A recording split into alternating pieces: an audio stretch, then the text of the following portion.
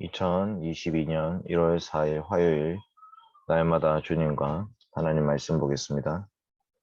하나님 말씀은 창세기 27장 30절부터 45절까지 말씀입니다. 창세기 27장 30절부터 45절까지 말씀. 이삭이 야곱에게 축복하기를 마침에 야곱이 그의 아버지 이삭 앞에서 나가자 곧 그의 형 에서가 사냥하여 돌아온지라. 그가 별미를 만들어 아버지에게로 가지고 가서 이르되 아버지여 일어나서 아들이 사냥한 고기를 잡수시고 마음껏 내게 축복하소서. 그의 아버지 이삭이 그에게 이르되 너는 누구냐? 그가 대답하되 나는 아버지의 아들 곧 아버지의 맏아들 에서로소이다. 이삭이 심히 크게 떨며 이르되 그러면 사냥한 고기를 내게 가져온 자가 누구냐? 네가 오기 전에 내가 다 먹고 그를 위하여 축복하였은즉 그가 반드시 복을 받을 것이니라. 에서가 그의 아버지의 말을 듣고 소리질러 슬피 울며 아버지에게 이르되 내 아버지여 내게 축복하소서. 내게도 그리하소서. 이삭이 이르되 내 아우가 와서 속여 내 복을 빼앗았도다. 에서가 이르되 그의 이름은 야곱이라 함이 합당하지 아니하니까 그가 나를 속임이 이번이 두 번째니이다. 전에는 나의 장자의 명분을 빼앗고 이제는 내 복을 빼앗았나이다. 또 이르되 아버지께서 나를 위하여 빌 복을 남기지 아니하셨나이까. 이삭이 에서에게 대답하여 이르되 내가 그를 너의 주로 세우고 그의 모든 형제를 내가 그에게 종으로 주었으며 곡식과 포도주를 그에게 주었으니 내 아들아 내가 네게 무엇을 할 수 있으랴. 에서가 아버지에게 이르되 내 아버지여 아버지가 빌 복이 이 하나뿐이리까. 내 아버지여 내게 축복하소서. 내게도 그리하소서 하고 소리를 높여 우니 그 아버지 이삭이 그에게 대답하여 이르되 내 주소는 땅의 기름짐에서 멀고 내리는 하늘 이슬에서 멀 것이며 너는 칼을 믿고 생활하겠고 내 아우를 섬길 것이며 내가 매임을 벗을 때에는 그 멍에를 내 목에서 떨쳐버리리라 하였더라.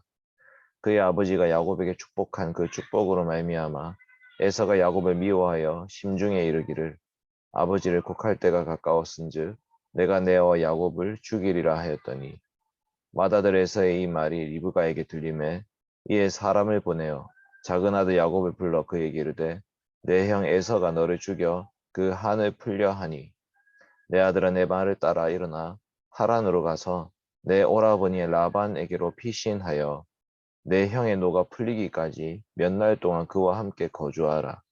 내 형의 노가 풀려 내가 자기에게 행한 것을 잊어버리거든 내가 곧 사람을 보내어 너를 거기서 불러오리라. 어찌 하루에 너희 둘을 잃으랴. 아멘. 오늘 말씀의 내용은 에서의 눈물입니다. 에서의 눈물. 에서가 돌아왔을 때는 이미 늦었습니다.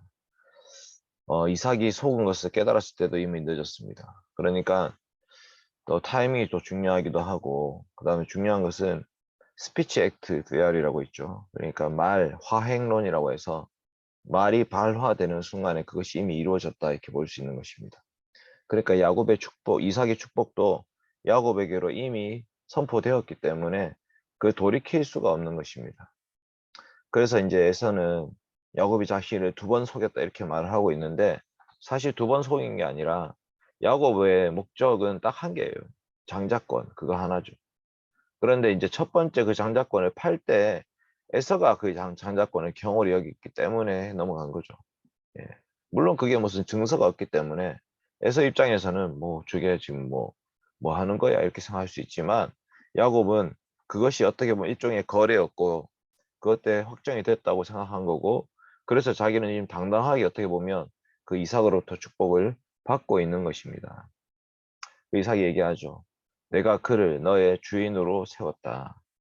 너와 너의 형제들은 그의 종들이 될 것이다. 그리고 야곱은 곡식과 포도주의 복도 받아갔다. 그러면서 이제 에서한테 이렇게 얘기합니다. 너는 땅의 기름짐이나 하늘의 이슬과는 멀어지게 먼 삶을 살게 될 것이다. 그러니까 땅이 곡식의 소삼을 내지 않을 것이라는 거죠. 먹고 살 게 없다는 겁니다. 칼을 믿고 생활할 것이다. 그러니까 칼이라는 것은 죽음과 연관되어 있는 단어죠. 그러니까 이 에서가 이제 앞으로 남은 삶을 전쟁이나 하면서 살아가야 되는 삶이죠. 약탈이나 하면서 살아가야 된다 이렇게 얘기한 것입니다. 에서는 너무 화가 났습니다. 실컷 사냥하고 돌아와서 좀 늦게 들어왔겠죠. 사냥감이 바로 잡히지도 않았을 거고. 그리고 기대에 차서 돌아왔는데 완전히 뒤통수를 맞은 거죠. 그래서 이 아우 야곱을 죽이겠다고 말했죠. 여기 이제 가인과 비슷한 심정을 엿볼 수가 있습니다. 아벨의 제사는 받으시고 가인의 제사는 받지 않으신 그 하나님 앞에서 가인이 아벨을 돌로 쳐 죽였잖아요. 그 사건을 이삭도 알고 있었고요. 이삭이 에서와 야곱에게 성경 하나님 말씀을 가르쳤다면 이들도 이것을 알고 있었을 것입니다. 그런데 에서는 그 말씀과 상관없이 동생을 죽여버리겠다고 말하죠.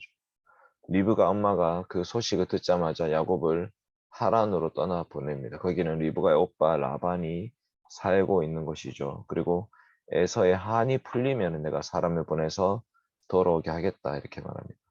이때 떠난 야곱이 나이가 얼마나 됐을까요? 한 40세 정도 됐다 치면 짱둥이니까 40세 넘었겠네요. 어쨌든 20년이 걸려서 돌아오거든요. 20년. 레아를 위해서 7년, 라헬을 위해서 7년, 그리고 한 6년 정도 더 지내면서 아이 12명을 놓고 돌아오게 됩니다. 그때는 그 정도로 오래 걸릴 줄 몰랐죠. 20년 후에 돌아오게 되는데 어쨌든 지금 이삭의 나이가 뭐 100세에서 120세라 치면 180세 죽기 때문에 돌아와서도 좀 더 삽니다. 근데 지금은 이삭이 얼마나 살지 모르기 때문에 곧 죽을 거라 생각하고 에서가 그렇게 한 거죠. 리브가가 어떻게 너희가 하루 만에 너희 둘을 다 잃겠느냐 이렇게 얘기했어요. 그러니까 리브가의 마음속에 에서에 대한 미안한 마음도 있는 거죠. 이 큰 아들에 대해서도 내가 야곱을 사랑하긴 하지만 에서도 아들이다라고 고백하고 있는 것입니다. 만약에 에서가 야곱을 죽여버리면 야곱을 잃게 되고 단지 야곱을 잃는 것이 아니라 그 야곱을 죽인 살인자가 되어버린 그 에서도 잃어버린다고 생각한 거죠. 사실 되게 너무나 가슴 아픈 말씀이지만 또 한편으로는 하나님 말씀을 귀하게 여기지 않았기 때문에 벌어진 사단이라고 볼 수 있습니다. 오늘은 이제 본부 간사님들 기도 좀 하겠습니다. 제가 오늘 본부 회의가 있어가지고 부산의 세계로 교회 손현보 목사님 심무하는 그 교회 이제 총회 무슨 시무식이 있는 것 같아요. 그래서 같이 가서 보고 그 다음에 저희들 회의를 하게 되는데 다녀오는 걸음이 좀 기도해 주시면 좋겠고 허태영 대표 간사님 그리고 배재준 총무간사님 최다로 선교사역부 총무간사님 안성복 교회 사역부 총무간사님 그리고 박재영 청소년 사역부 총무간사님 그 영역사역부 총무간사님 지금 공석입니다. 배 간사님 대리하고 계시고 김추현 훈련 원장님과 유동희 출판 사장님과 또 유영욱 간사님, 이성원 간사님, 김혜성 간사님, 전주훈 간사님 이렇게 본부에 계신 간사님들이 계신데 함께 이 간사님들을 기도하고 오늘 뷰티 날마다 주님과를 마치겠습니다.